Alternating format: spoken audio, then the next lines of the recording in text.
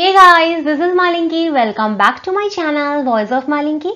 Today we will talk about flight adaptation of birds, and if you are new in my channel, please subscribe my channel, and if you like my video, please do like, comment and share my video.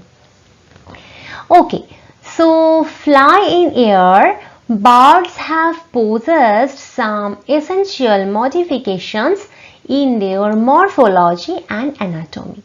So one thing you have to remember that birds are only animals who can fly. So there must be some differences between birds and all other animals. And modifications have taken place in both morphological and anatomical basis. And one important thing that we must remember always that in order to fly, birds have to reduce its body weight. And to do that, they have modified all parts of their body because heavy bodies can't fly. So first we will see what are the morphological modifications. Morphological modification means modifications in external structures. Modification in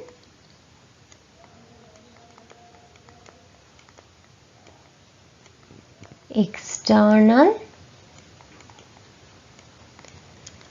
structure. So what are the morphological modification occurred here? So first is body shape. First is body shape. Now as they fly, their priority is speed, right? Now how do they increase speed in air? To increase speed in air, there must be least air resistance, right? There must be very less or least air resistance. And to minimize the resistance that is offered by air during flight, the body of birds is spindle shape. It is spindle shaped body because you can see that birds, they have the body like this. So this is the spindle shaped body or boat shaped body you can see here, right? So this boat shaped body receives least air resistance. So that is first point. Second is compact body. Their body is very much compact. No free extra space is found in their body because it helps them to reduce their body weight. Okay, so this is second. And third is feather covering. So body of all birds is covered by feathers, right? And the feathers are very smooth. They have smooth feather and very closely fitting. And feathers are backwardly directed.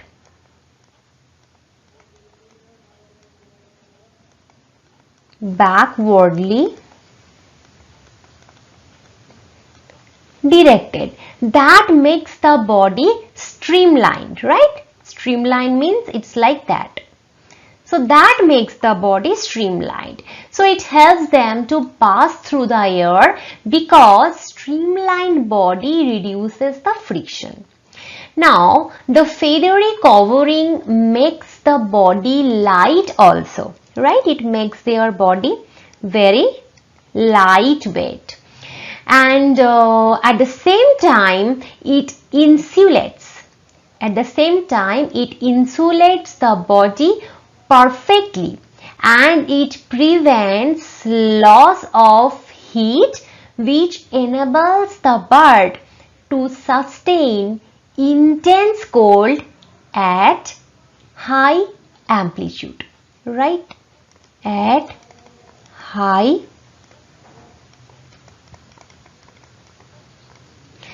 amplitude, and also to maintain the constant temperature, because when birds fly high they face a very low temperature, but feather covering acts as a blanket and helps them to sustain that low temperature.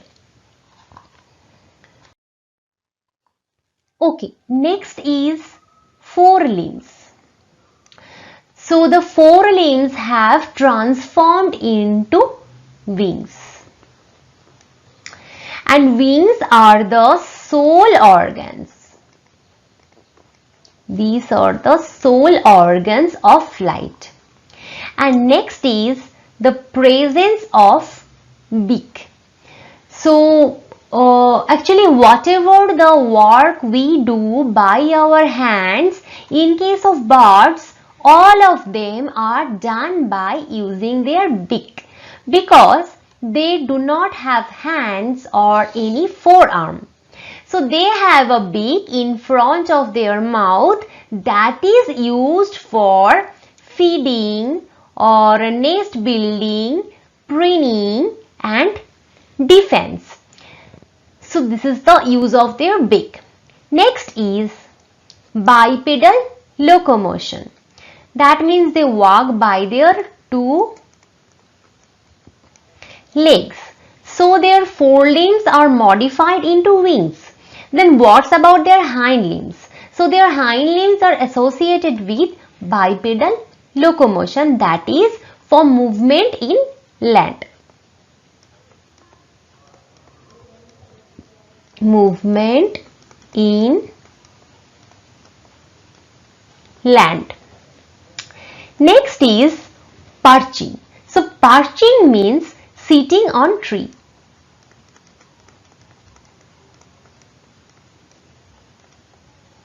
Sitting on tree. And you know that the hind limbs of a bird are well specialized for an arboreal life, that is the life of tree. So their muscles are very well developed, and in such a manner that when a bird sits on a branch of the tree, suppose this is the branch of a tree. So this is the branch of a tree, and when a bird sits on the branch of a tree, the toes, you can see,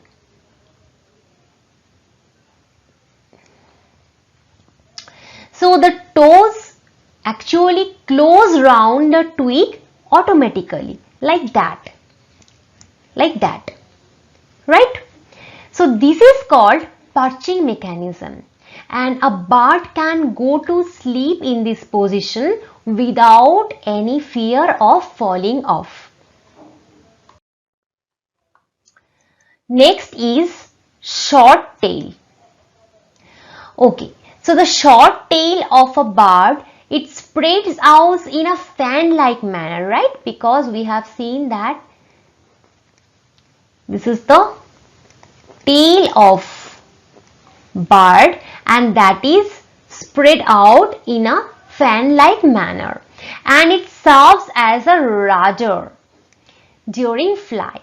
So what is rudder? If you see this aeroplane, this is the rudder.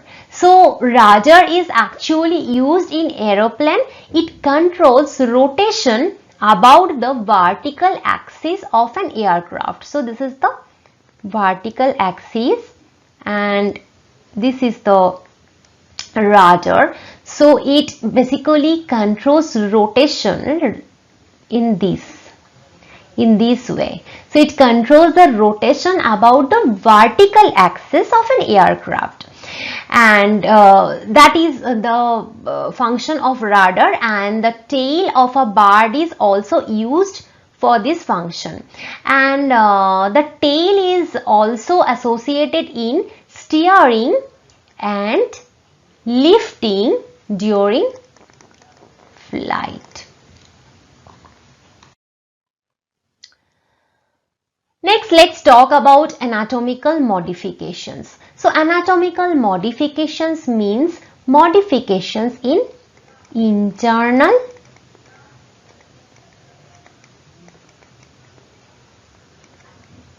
parts of the body. So, we have seen morphological modifications, which was the modification of external parts of the body, and anatomical modification is the modification of internal parts of the body.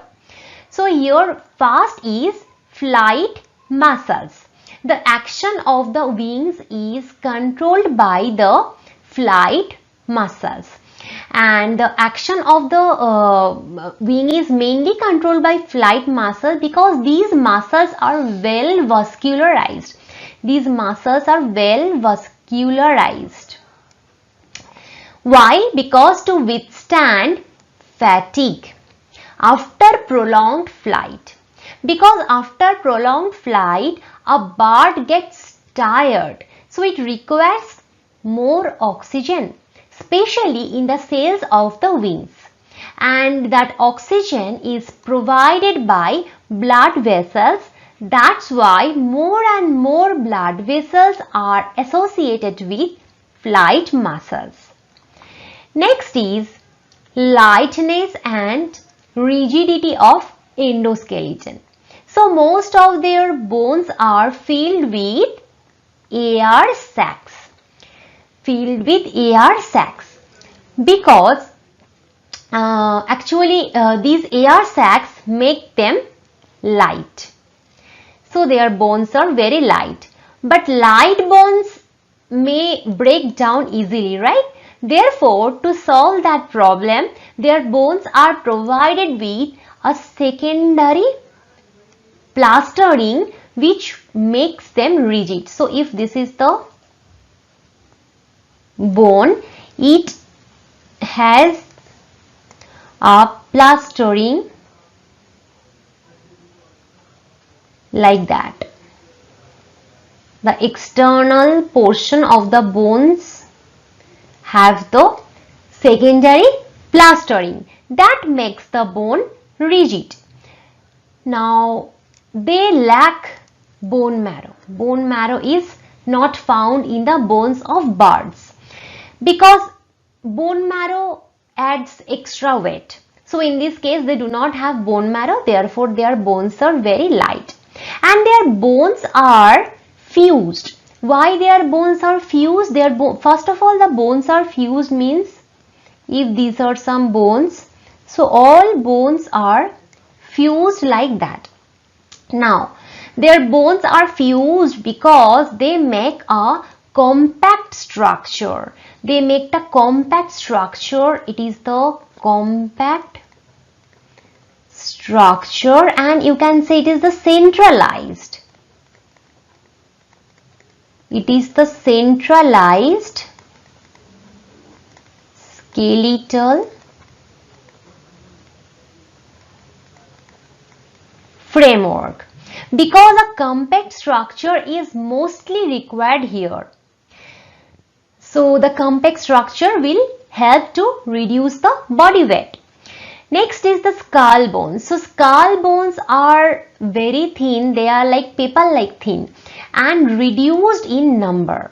These bones are also firmly fused because they also decrease the body weight. So skull bones are also firmly fused with one another. And birds lack teeth, right? Birds do not have teeth because they don't allow any extra weight due to teeth. Now all the thoracic vertebrae except the last are fused. They are also fused. Sternum. What is sternum? Sternum is breastbone. So it is expanded. It is expanded and it has a keel, that is the median ridge. So if this is the sternum, it has a median ridge or keel like that. So this part is keel, or you can say it is the median ridge. Okay, so this is used for the attachment of flight muscles. So in this keel, flight muscles are attached. And the skeleton of forelimbs is also modified for the attachment of feathers and flight muscles. So these are some modifications in their endoskeleton. Next is digestive system. So digestive system, first of all, see, birds fly a lot and they require huge amount of energy, right? They require huge amount of energy, and for that the rate of metabolism in birds is very high. Rate of metabolism is very high because they require high amount of energy. So the digestion is very rapid because the metabolism is high, so the digestion is rapid, and their rectum is very small and never stores undigested food. Therefore, their undigested waste is minimum and it is immediately removed after digestion has taken place. Hence, flying birds do not bear the weight of feces, and they do not have gallbladder. So, the absence of gallbladder in birds minimize the body weight. Next is respiratory system. To meet the excessive or extensive rate of metabolism, greater amount of oxygen molecules is needed by the body tissues. For this purpose, the lungs are provided with air sacs. So here in this picture you can see these all are air sacs. And these air sacs occupy all available space between internal organs, because huge number of air sacs are there and therefore they occupy all available space between internal organs. And the air sacs facilitate aeration of lungs, and their lungs are aerated twice at each breath, which secures perfect oxygenation of blood. Next is circulatory system. So rapid metabolism requires large oxygen supply to the tissues, which can be achieved by an efficient circulatory system. Therefore, avian heart is it is very large, it is 4-chambered, it is very powerful and efficient. Due to double circulation in it, the oxygenated and deoxygenated bloods remain completely separated because they have double circulation like us. Further, red blood cell RBC of birds contain large amount of hemoglobin, which is responsible for quick and perfect aeration of body tissues. Okay, so next is warm-blooded. So the body temperature of bird is very high. It is like 40 to 46 degree Celsius and does not change with change of environmental temperature. So it helps the bird to fly at very high altitude. And next is excretory system. Birds do not have any urinary bladder. So urinary bladder is used for storage of urine, right? It generally stores urine, but birds do not have any urinary bladder. and the urine is immediately excreted out because they do not store urine. And this urine is not retained for long in their body.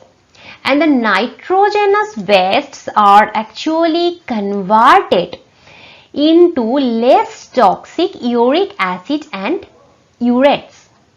Now, instead of urea, they do not produce urea, they produce uric acid and ureates. These are less toxic compared to urea. Now, if birds produced urea that is more toxic, they would have to carry a heavy load of water to release urea from their body. Otherwise, it would have damaged their kidneys because urea is toxic.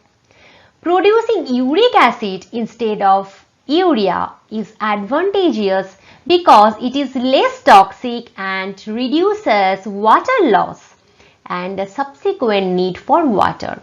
So they do not drink more amount of water and it reduces their body weight. Next is brain and sense organs. So the avian brain is highly developed. It is highly developed, which controls the movement, behavior, intelligence and memory. And birds depend on the sense of sight because when they fly, they require a good sight, right? So the eyes are large and well developed. And the next is reproductive organs. So female birds contain only one ovary instead of two. Only one ovary they have at left side of their body, and that leads to reduction of body weight.